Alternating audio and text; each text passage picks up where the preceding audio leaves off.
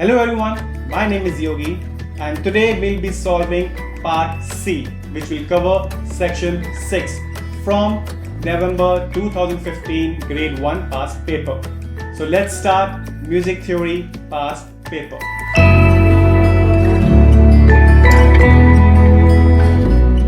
So today we are going to solve section number 6. In this one we have to analyze a rhythm piece that they have given to us. So look at the following piece and answer the questions below. So that's what we have to do in this section. So let's start with the first question. In which major key is this piece? So we have to find out the which key is this piece about. So for that, let's check the first tonic. So we can see this is our treble clef, and the first piece is, you see, the tonic is E. So E note is the first note and the last note is C note.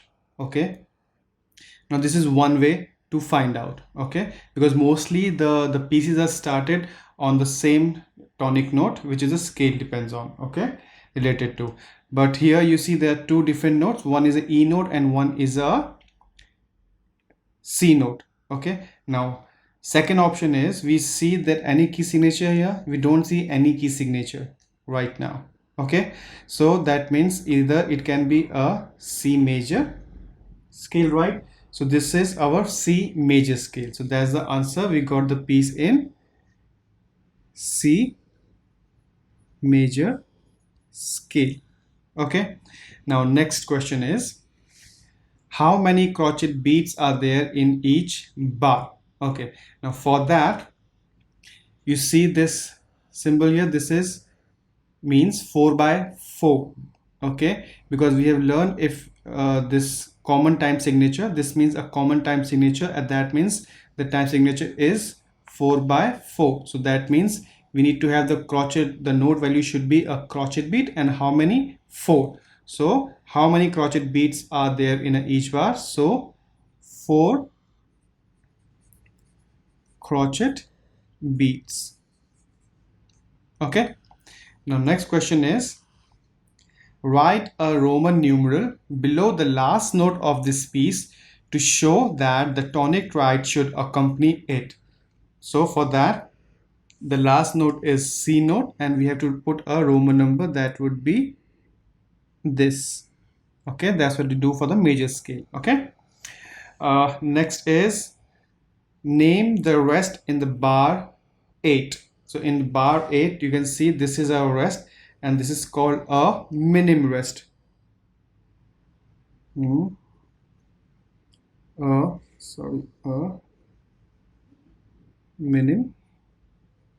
rest. Okay, so this is a minim rest. Now next is, at what tempo should this piece be played? At what tempo? So for that we have to check this. Now moderato, so that means it should be at a moderate pace. So it should be at a moderate pace. Okay, now next, should be at a moderate pace. Next question is, circle the 1 octave arpeggio hidden in the piece. Now for the arpeggio, we first need to know which note should be there in the arpeggio. So if this is C major scale, it should be C, D, E, F, G.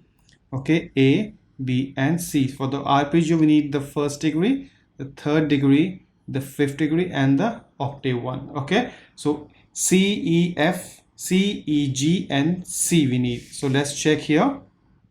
So if we check here, if we go this one, I think this is C, E, G and C again. So I think this is the place where we can find circle.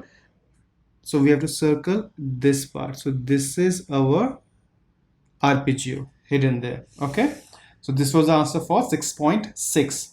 Now next is, name the interval between the two notes marked with asterisk in the bar 4. So let's check in the bar 4. So this is two notes. One is our second space, that is A, and other one is G. So let's find out A to G. So A to G, we know, if we go A to G or G to A, this is second interval. Okay, so this is, answer would be second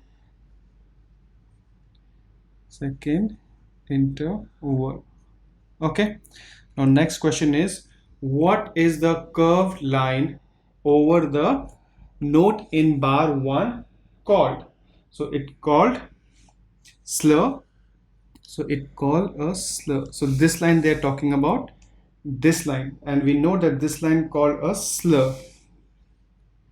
Okay, this is called a slur.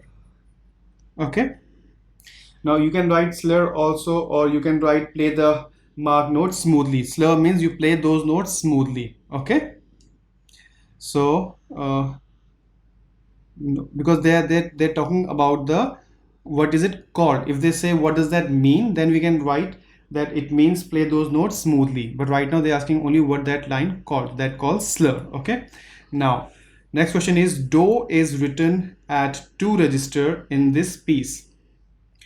Put a box around an example of a low and high do. So we have to put two brackets in the do position. One is the lower and one is the highest one. So let's find out that one.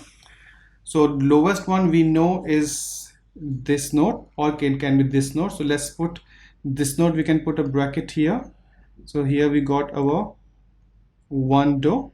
Okay, now second do is if we go one octave higher than this. So 1 2 3 4 5 6 7 8. So the third space should be our one other do. So let's find. So this is one. Okay, we can put it here, we can put it here, and we can put here also. So but we right now will put it here. So let's put it here. So this is the two do's we've put it. Okay, now the last question we have is, what does crescendo means? Crescendo means getting gradually louder. Crescendo. Okay, so that means getting gradually loud. Sorry, getting gradually louder. Okay, so this is the meaning of crescendo. Okay, because full form is crescendo, in a short we write it cris. Okay, so this is how we finish our section 6. Okay, so now I'll see you in the next topic where we'll solve the another question paper from 2015. Okay, till then, thank you guys.